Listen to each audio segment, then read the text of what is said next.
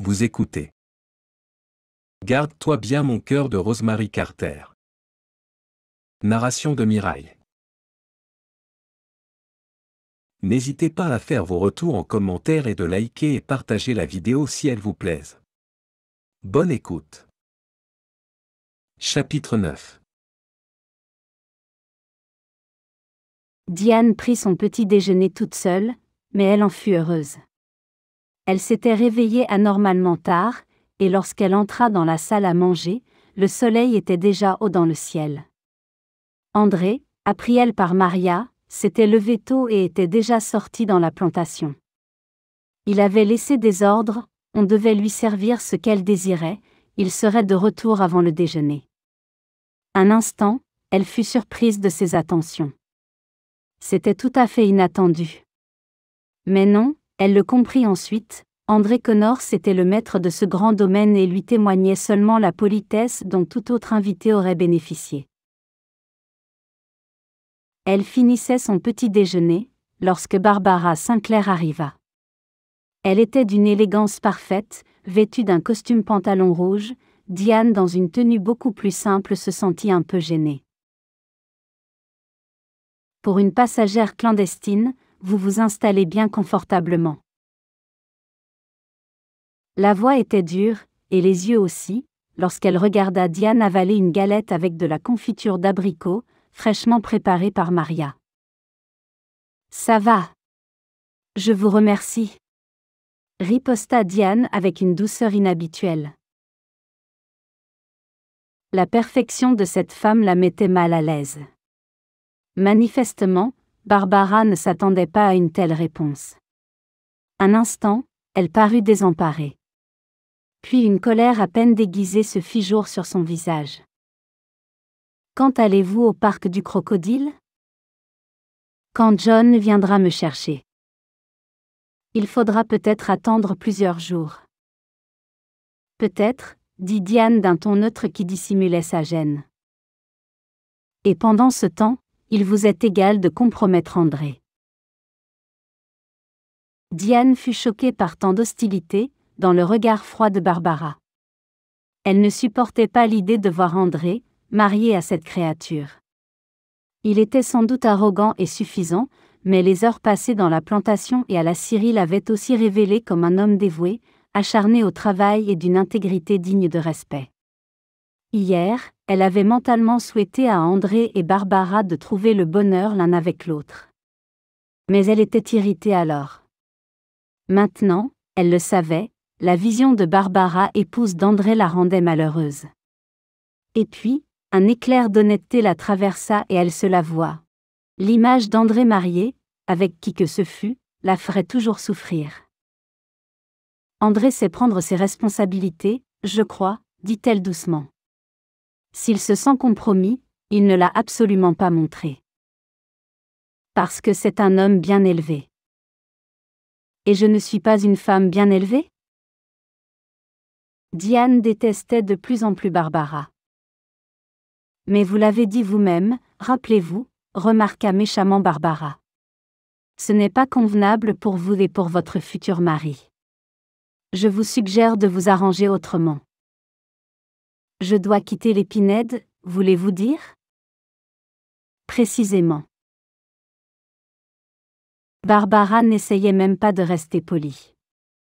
Diane observa son visage, il aurait été encore plus beau, si ses yeux n'avaient pas été aussi froids, si l'agressivité n'avait marqué des rides autour de sa bouche. Diane remarqua enfin. Vous n'êtes absolument pas certaine de votre situation, n'est-ce pas ? Barbara se tordit les mains, ses ongles étaient parfaitement vernis de rouge. Mais si, Miss O'Brien. Mais je n'ai pas envie de voir la réputation de ma future maison salie par une gamine sans scrupules. Je ne suis pas une gamine et je ne suis pas sans scrupules, répondit Diane d'un ton grave, se retenant pour ne pas exploser. Mais vous êtes égoïste, suffisante et insensible. André mérite mieux. Faites attention à vos paroles, Diane O'Brien. Je peux vous créer des problèmes avec John. André vous méprise, n'est-ce pas déjà assez ? S'étaient-ils moqués d'elle ensemble? Le cœur brisé, Diane baissa les yeux, pour cacher les larmes de colère qui lui brûlaient traîtreusement les paupières. Elle avait cru, quelques instants auparavant, être capable, à sa façon, de supporter une rencontre avec André et sa femme. Maintenant, elle le savait, elle les éviterait à tout prix. Je dois vous le dire, je crois, ajouta Barbara. Quand je serai la femme d'André, les Pinède choisiront mieux leurs hôtes. Ce sera votre privilège. Diane leva la tête et regarda Barbara Sinclair. L'expression de ses yeux dut faire comprendre à cette dernière qu'il était préférable de s'en aller, si elle ne voulait pas recevoir le pot de confiture à la figure. Diane resta calme, jusqu'au moment où la voiture de Barbara eut disparu à l'extrémité du chemin. Mais elle s'en aperçut alors, ses mains tremblaient.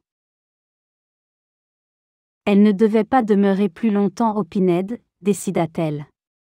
Mais comment se rendre au parc du Crocodile? Là était le problème. André avait mis un peu plus de 3/4 d'heure pour couvrir la distance. Diane n'avait entendu parler d'aucun autobus qui irait à la réserve. Dans des circonstances normales, elle aurait pensé à s'y rendre à pied. Cela prendrait quelques heures, et John reviendrait chercher ses bagages. Et elle était assez irritée pour envisager cette éventualité. Mais elle avait beau être furieuse, elle n'en oubliait pas moins le danger. Le camp était au centre d'une réserve, autour de laquelle, sur des kilomètres de brousse, erraient des animaux sauvages. La seule solution était de redevenir passagère clandestine. Mais c'était impossible, même si quelqu'un allait dans la bonne direction. Elle l'avait fait une fois et elle avait déjà eu assez d'ennui. Avec le temps, les gens oublieraient l'incident, si toutefois Barbara Sinclair ne les en empêchait pas. Mais une deuxième escapade soulèverait trop de désapprobation, dans un district où tous les gens se connaissaient entre eux. Diane était responsable de sa conduite envers John. Son attitude pouvait nuire à son travail, et elle n'avait pas le droit d'en arriver là.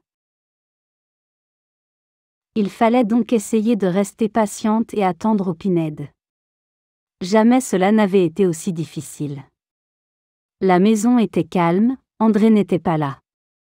Dans le salon, il y avait une étagère, avec une rangée de romans célèbres que Diane aurait aimé lire. Mais c'était stupide d'en commencer un, car elle ne pourrait pas le finir. Elle prit un magazine et sortit, par la porte-fenêtre, sur la terrasse. De temps à autre, son regard se détachait de la page, pour se tourner avec nervosité vers les forêts qui descendaient dans la vallée. Après cette conversation avec Barbara Sinclair, qui semblait insinuer qu'André lui avait tout raconté sur Diane et sur lui-même, elle aurait dû désirer ne jamais le revoir.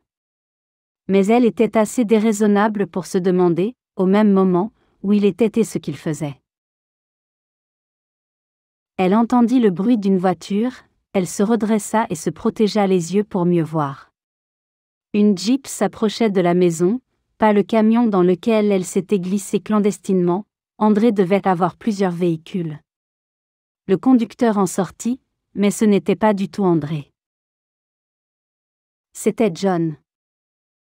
Un moment, Diane n'en crut pas ses yeux. Puis elle laissa tomber le magazine, bondit de sa chaise et descendit l'escalier pour courir à sa rencontre. « John, tu es là. » Il la souleva légèrement, et elle lui passa les bras autour du cou. Il la tint un moment, puis la reposa délicatement sur le sol. « John !» s'exclama-t-elle encore. « Je suis si contente que tu sois venu. Comment l'as-tu appris ? Les nouvelles vont vite dans la brousse. » Il sourit d'un air repentant. « Je ne t'ai même pas encore dit bonjour mon amour. Tu es surpris que je sois ici ? » Elle l'observa. Il n'était pas aussi grand qu'André, car elle n'avait pas besoin de rejeter la tête en arrière pour le regarder dans les yeux. « Oui, pour ne pas dire plus, » rit-il. « Pourquoi ne m'as-tu pas prévenu ? J'avais peur que tu ne me dises d'attendre encore. Et c'était absurde, je le savais. Les mots se bousculaient. Elle se sentait confusément obligée de parler, sans s'arrêter, comme pour essayer de raviver son ancien enthousiasme. De plus, je voulais te faire une surprise. Cela au moins s'est réussi. Tu n'es pas fâché ? Elle examina le visage familier et bien-aimé de l'homme qu'elle connaissait depuis son enfance. Elle n'avait jamais été agressive avec lui, ni sur ses gardes. John était une partie d'elle-même. Jamais, entre eux, il n'avait été question de politesse ou d'apparence, si souvent déployées quand les sens veulent cacher leurs vraies pensées ou leurs véritables sentiments. Mais elle avait remarqué une nouvelle intonation dans sa voix et elle s'en étonnait. Il ne répondit pas, et elle réitéra sa question, plus hésitante, cette fois. John, tu n'es pas mécontent ? Me suis-je jamais fâché contre toi, Diane ? Dans de telles circonstances, André l'aurait appelée « petite panthère ». Mais c'était John, et si un instant elle avait cru discerner dans sa voix une nuance qu'elle ne comprenait pas, son sourire au moins était le même, et les rides de gaieté aussi, autour de ses yeux bruns et francs. Non. Seulement, enfin, j'aurais tout de même dû t'avertir, je suppose. Pourquoi s'excusait-elle ? Jamais, dans leur précédent rapport, il n'avait eu besoin de s'excuser. John, je suis venu clandestinement. Sans penser aux conséquences, continua-t-il. Il désapprouvait, c'était clair. Mais il n'était pas moqueur, ou plein de dérision, comme l'aurait été André. Il ajouta gentiment. N'aie pas l'air si triste, ma chérie. Ce n'était pas très raisonnable, mais enfin, tout s'est bien terminé. Je suis heureux que le conducteur ait été André Connors. Vraiment ? Elle se sentit soudain gênée. Si John avait été au courant de ce qui était arrivé entre eux et de l'intensité de ses sentiments pour André, il ne serait pas heureux du tout. Mais elle ne lui en parlerait jamais. John la prit par la main, et ils quittèrent la chaleur ambiante pour retourner vers le patio ombragé. C'était réconfortant de sentir sa main dans celle de John. Cela lui rappela le temps où ils couraient ensemble à travers les hautes herbes, à la recherche des oiseaux et de leurs nids, des petits animaux sauvages de la steppe. Mais c'était déconcertant aussi, car, maintenant elle le savait, un contact physique pouvait provoquer un choc presque électrique et un bien-être total. Je n'ai jamais rencontré d'homme aussi insupportable qu'André, dit-elle, sur la défensive. Vraiment ? Tu trouves ? John était amusé. J'ai entendu des femmes le décrire en d'autres termes. Des femmes ? C'était étrange comme, 2 mots seulement, associés à André, pouvaient lui infliger cette petite douleur dans sa poitrine. Elle changea de sujet. Allons-nous au parc du crocodile maintenant ? Oui. Il faut trouver André, je suppose, et le lui dire. Il est au courant. Je me suis arrêtée en chemin à la Syrie. Diane ne parla pas tout de suite.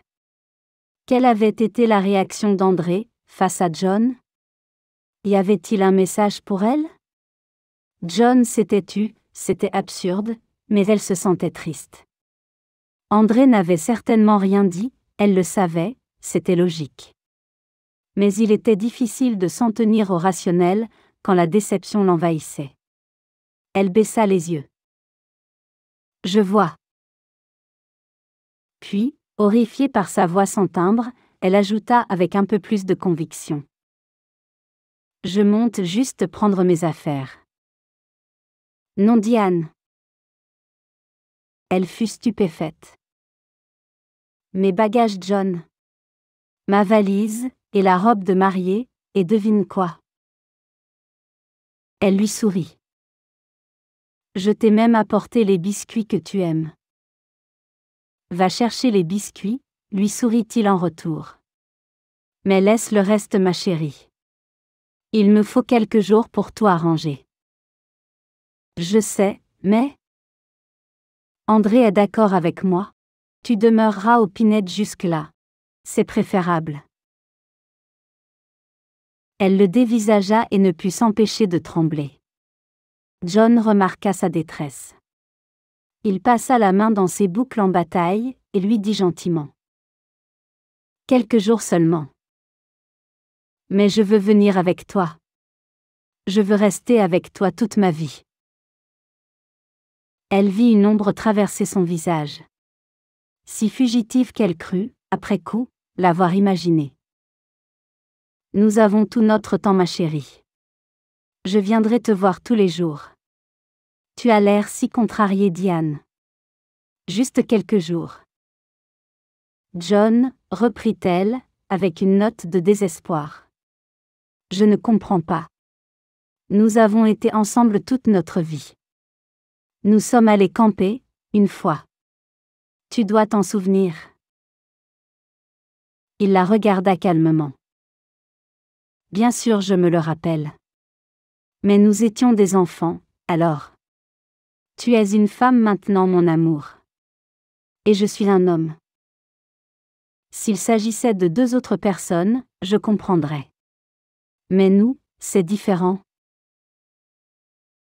Sa voix se brisa. Elle ne pouvait pas lui avouer qu'elle n'aurait pas le désir fou, le besoin irrésistible de recevoir ses baisers.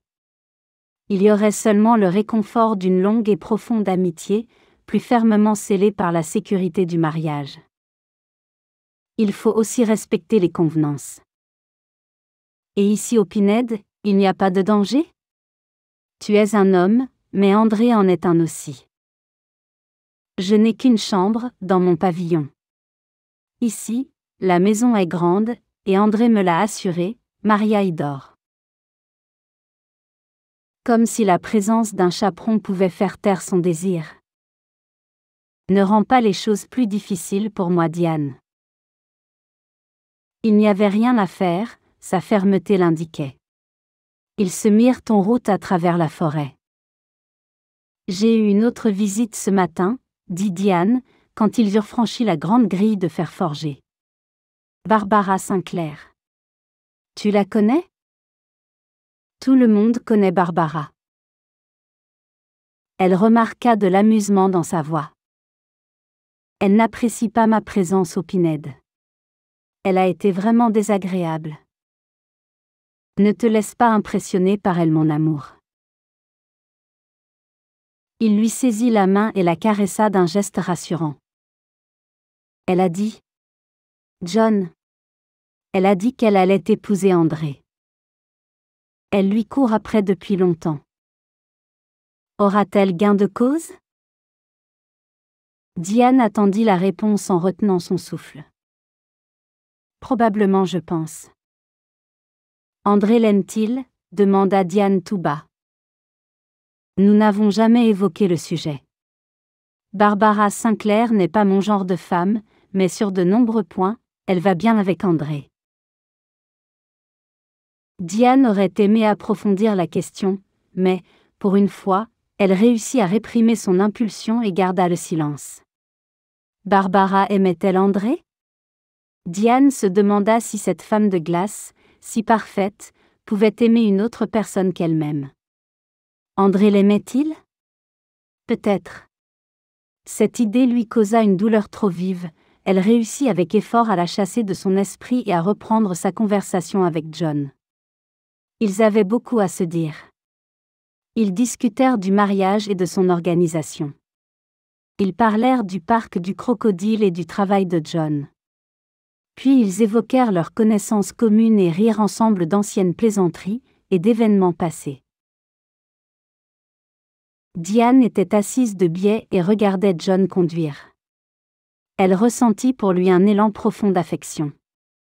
Avec André, elle était tendue et excitée, avec John, elle était décontractée, à l'aise.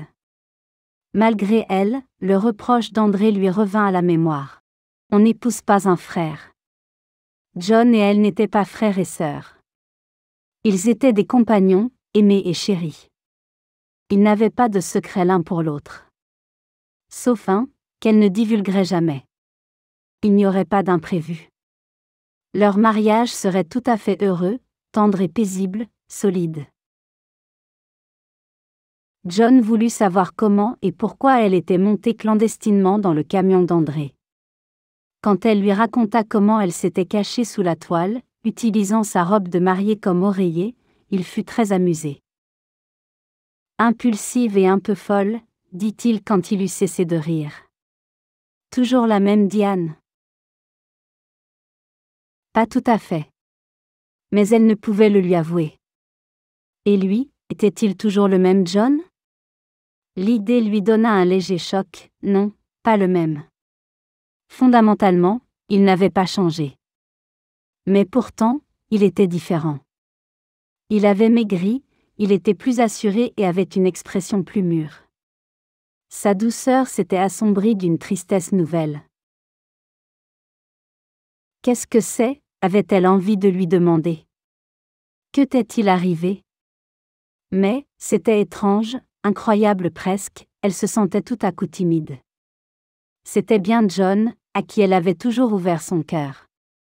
Et pourtant, cette question, elle ne pouvait la lui poser. Ils atteignirent le parc du Crocodile, puis le camp.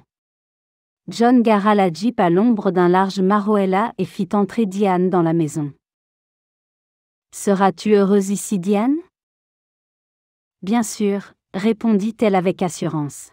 « C'est ce que nous avons toujours souhaité, n'est-ce pas ? » « Oui, mon amour. » Sa voix était empreinte d'une profonde douceur, mais ses yeux restaient tristes. Se passait-il quelque chose de fâcheux, qu'elle ne savait pas? Si oui, elle ne devait pas s'en étonner. Elle l'avait déjà compris à travers ses lettres, même s'il n'en avait jamais parlé. Un jour, il le faudrait, elle lui poserait franchement la question. Mais ce John-là n'était pas tout à fait celui qu'elle avait connu.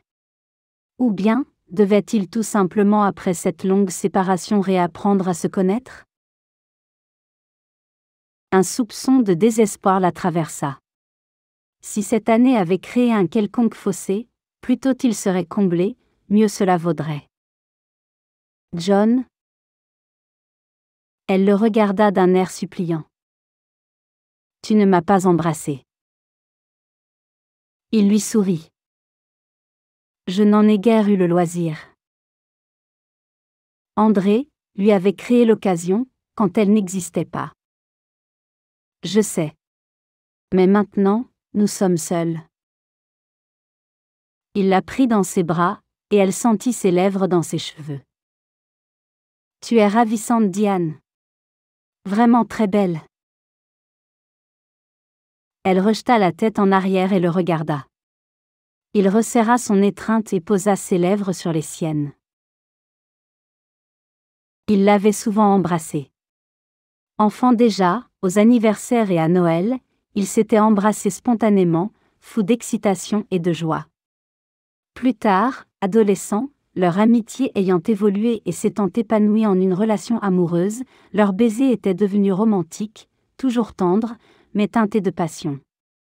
Diane avait pris plaisir aux gestes d'affection de John, et lui aussi, réciproquement, elle le savait.